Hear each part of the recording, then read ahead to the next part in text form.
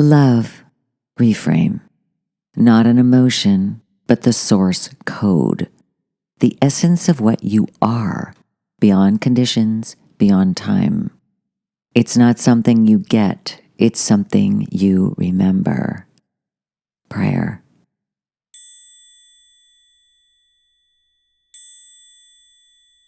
I am love, loving. I allow myself to receive, reflect, and radiate the truth of who I am. I release the walls around my heart and let love live unguarded through me.